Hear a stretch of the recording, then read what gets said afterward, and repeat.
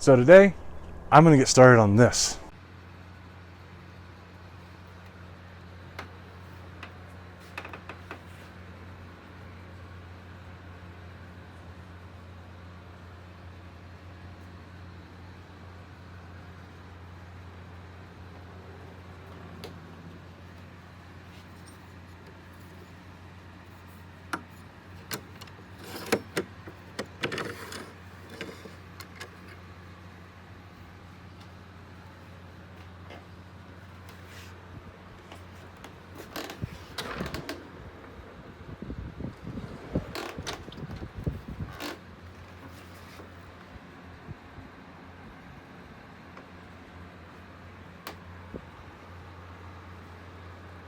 This one's been a long time coming, and I'm really excited about it. Stay tuned.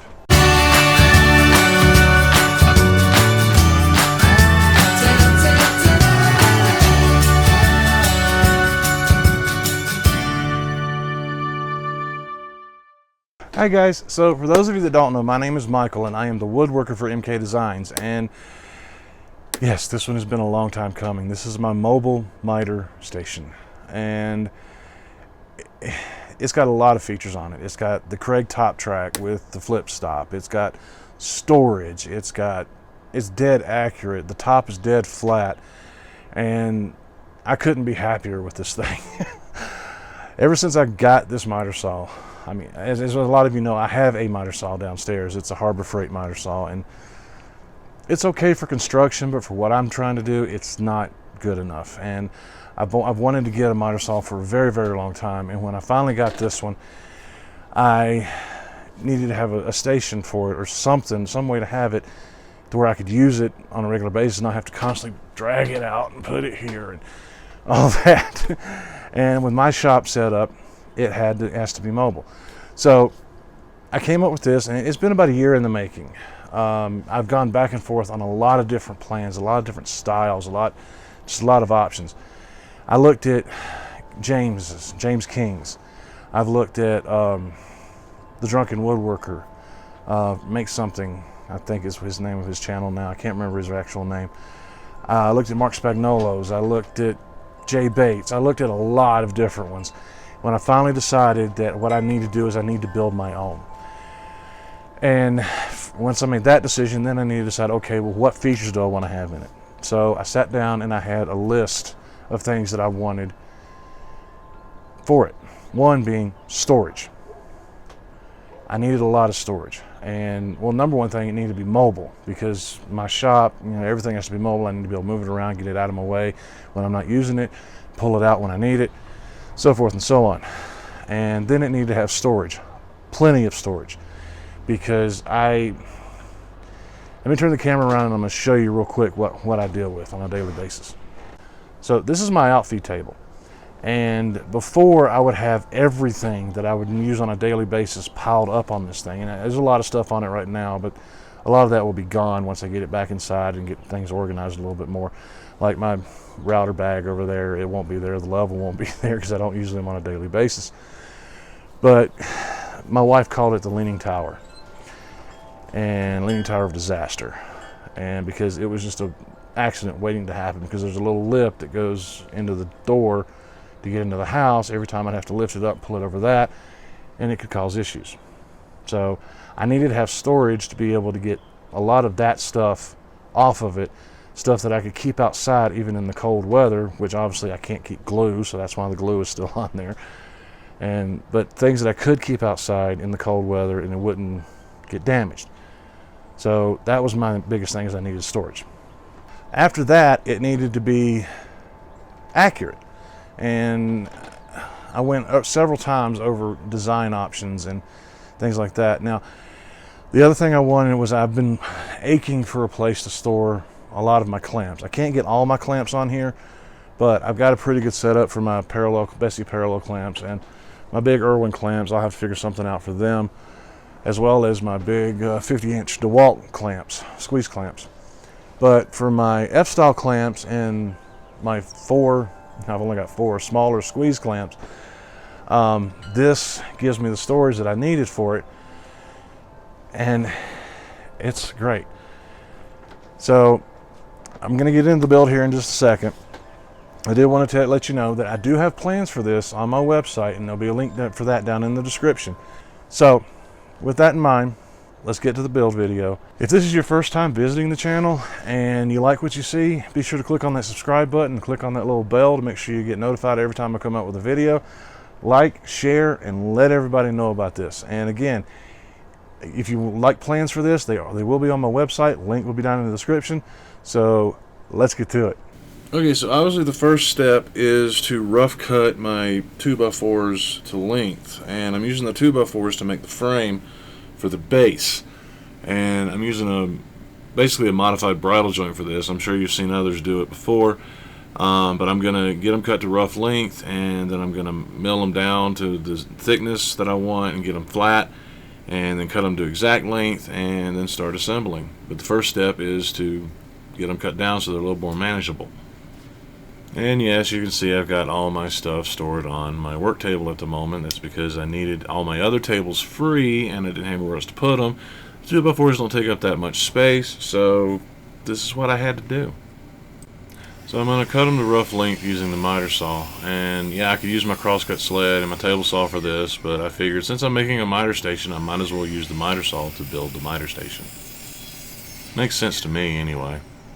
Okay, so one thing that I haven't shown you guys how I do is how I figure out which side of the board I'm going to run over the joiner.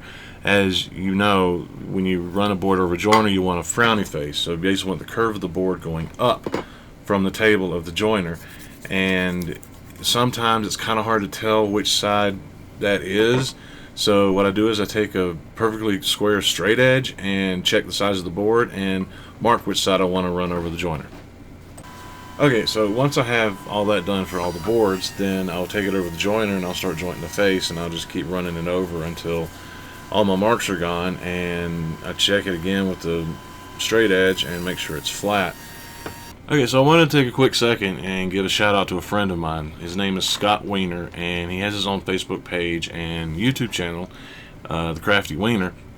He's fairly new to YouTube, and I thought you guys might want to check out some of his stuff and go over and give him a like or something.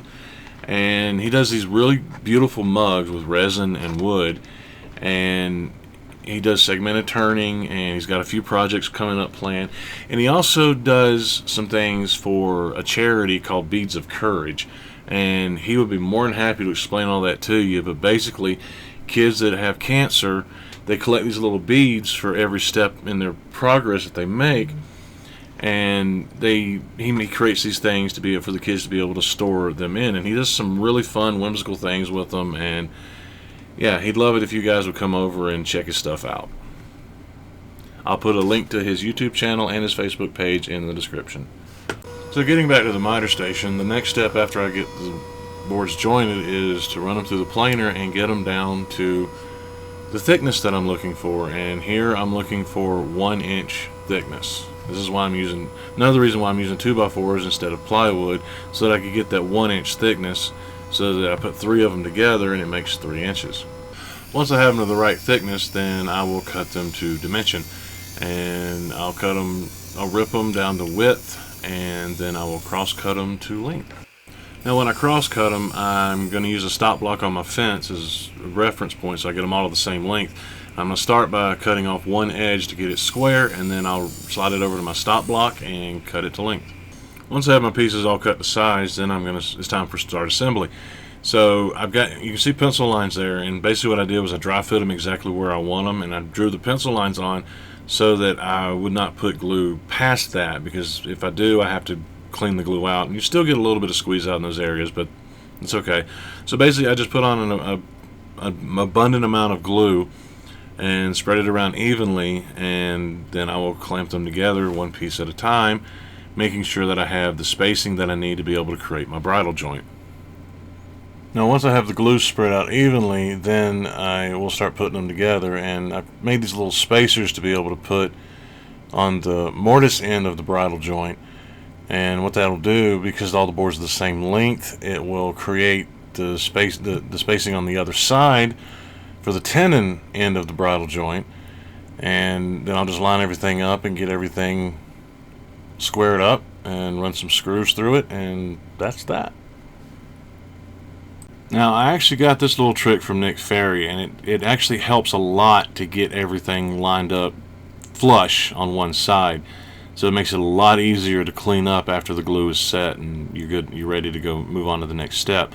So basically you're going to set your parallel clamps like this and put the edges of your pieces on one side, and then you tighten up the clamp, and that will get everything flush on one side, so you don't have to worry about the glue moving around when you go to clamp it up and all that other mess. If you haven't ever seen his video on this and you're curious about it, you should go check it out on his channel. Now, my design has supports in the middle of the bridle joints as well as for the casters, and it's the same procedure as before, except this time I'm just not leaving the space for the bridle joints, and that's that.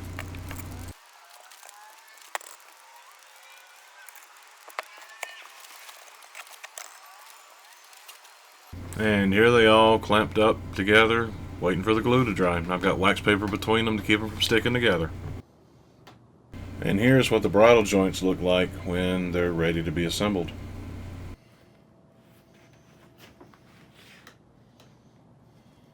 Now, if you do get a little bit of squeeze out in the joints, you can just take a chisel and clean it out fairly easily.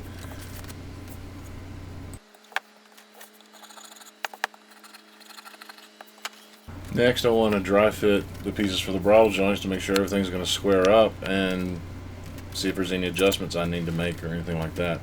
So this is basically what they're going to look like once they're assembled. And then it's time to start assembling them, gluing them together. And I do this by just spreading glue on the tongue and in the groove, or mortise and tenon, either way you want to look at it, and making sure all the surfaces are covered, all surfaces they're going to contact are covered with glue. And then I take some squares. One of them is the Rockler squares, the black ones that you see there. The red ones I ordered off Amazon, and I will put links to all the tools that I use in this build in the description. They're not affiliate links, so yeah, they're just links so that you know if you're interested in any of these tools, you can get them. But yeah, I just do that, and then I clamp them up really good and run a couple of parallel clamps to help keep them solidly together and let them sit.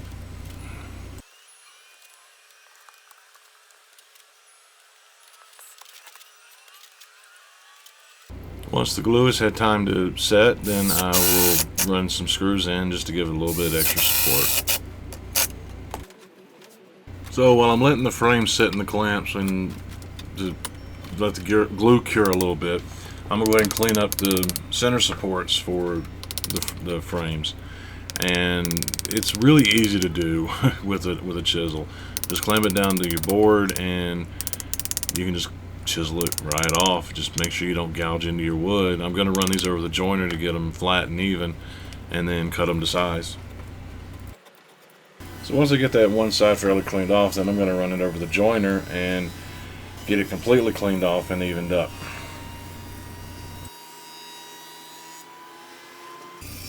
And once I have that side cleaned up, then I'm going to bring it over to the table saw and I'm going to cut it to width at the same time as cleaning up the other side. So once I have them cut to width, then I'll cross cut them to length, and I'll do that by shaving off one edge and then flipping around and cutting off the other and cutting it to length at the same time.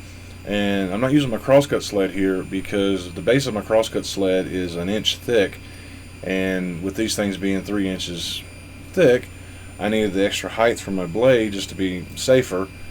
And this Incra 1000 SE miter gauge does a really good job of this.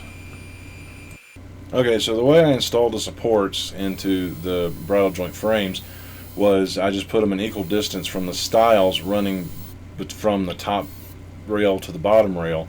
And I didn't order or get long screws to be able to do this, so I needed to countersink them. The easiest way for me to do that was to drill a hole about halfway through the rails and then drive the screws in from there, and it worked out really well. Just have to make sure everything's square when you drive the screws, and you'll see how they're installed here shortly.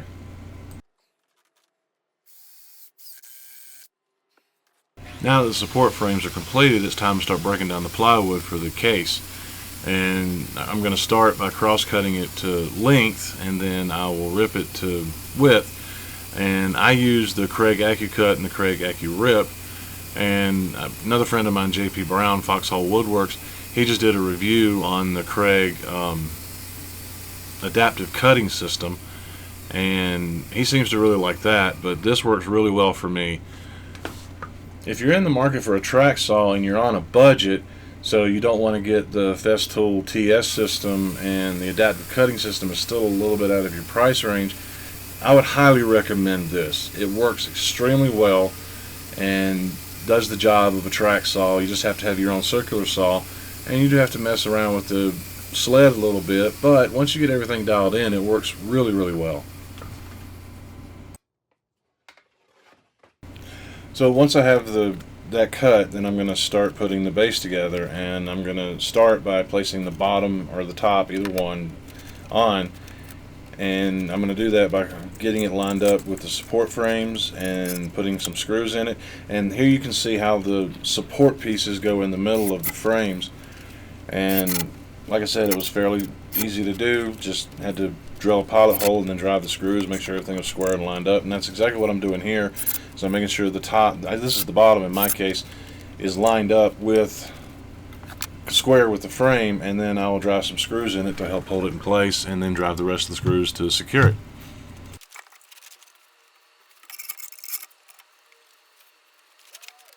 And then once I have that, I'll flip it around and I'll do the top in the exact same way.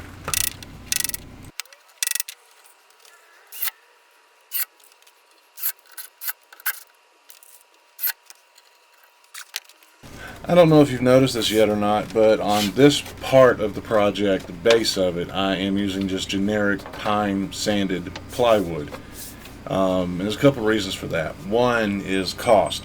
The bottom doesn't have to be perfect, it just has to be close to square, as close as you can get it, and structurally sound, and this will accomplish that for a lot lower cost than, say, Baltic birch or the Craftsman birch that I like to use a lot. And so I went with this for this part of it. And here I'm just attaching the back the same way I did the top and the bottom, just getting it lined up, getting everything square, and then running some screws in it to hold it in place. Now this little tool here is called an M-Power Point-to-Point MK2, and what it does is it allows you to space screws or dowels or whatever that you need at specific points evenly so that it looks a little bit nicer and a little more structurally sound. You can actually set it to 3-inch width between the screws or whatever you need. You just mark it and then you just set it in place, then you just mark it down and you just drill your pilot holes and drive your screws.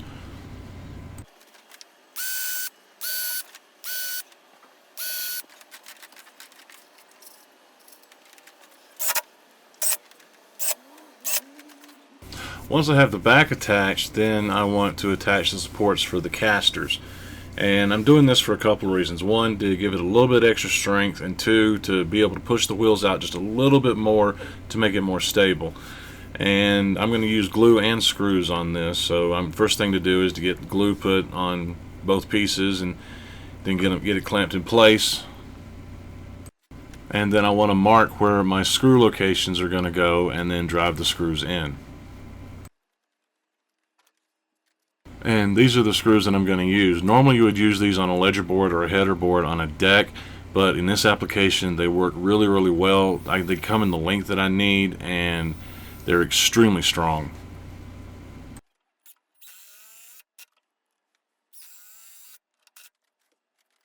Next, I'm going to measure for the sides on the inside, and this is one of those things that a lot of people tend to forget, that yes, you're going by a plan, but you have to measure yourself to make sure that you got the right measurements, because you might be using a different thickness of material, something might be off. Either way, you want to always measure instead of just going blindly by the plans and then cutting, because otherwise you can wind up costing yourself a lot of headaches. And then of course, once I have the measurement, then I want to get them cut to width and length and make sure they fit. So what I'll do is I'll cut and then take it over, check it, and then make any adjustments and cut it again until it fits exactly how I want it to fit. And then it's just a matter of putting it in place and driving some screws to hold it in place.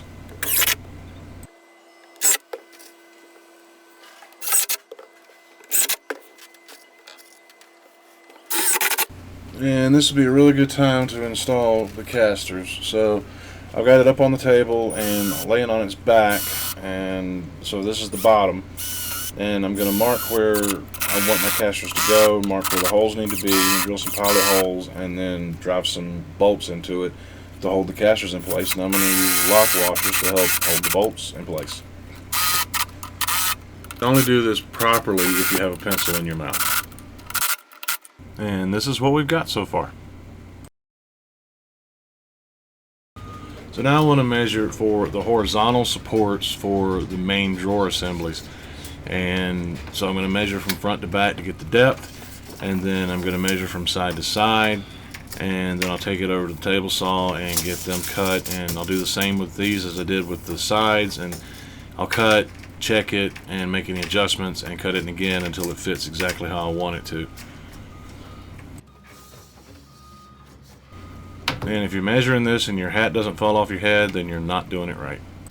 And while I'm getting them cut, I'm also going to cut the vertical dividers for the bottom, because I'm going to, for the bottom in the middle, because I'm going to use them as spacers to be able to place the horizontal dividers so that I know exactly where I want them to go.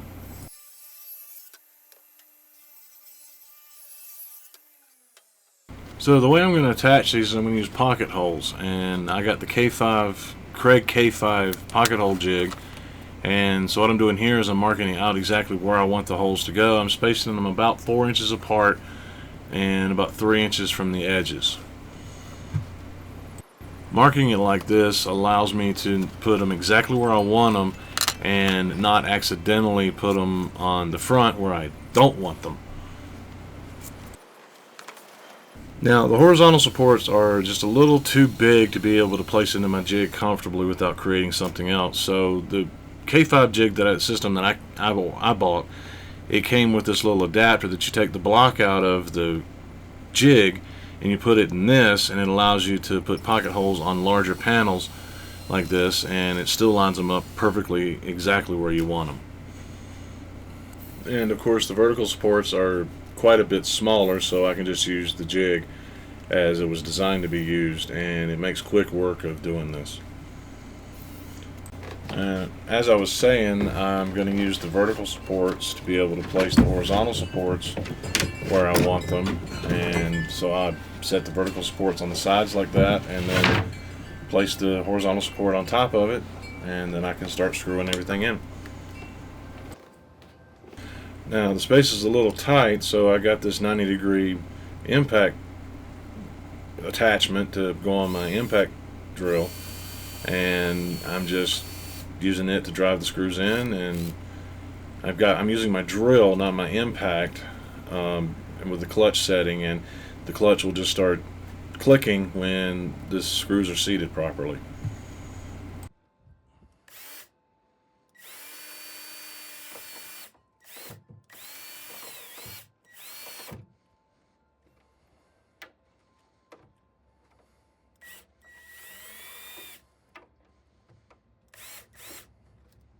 And then of course for the screws on the back, it's a little more space, so I can just use the bit straight in my drill and they go in just fine.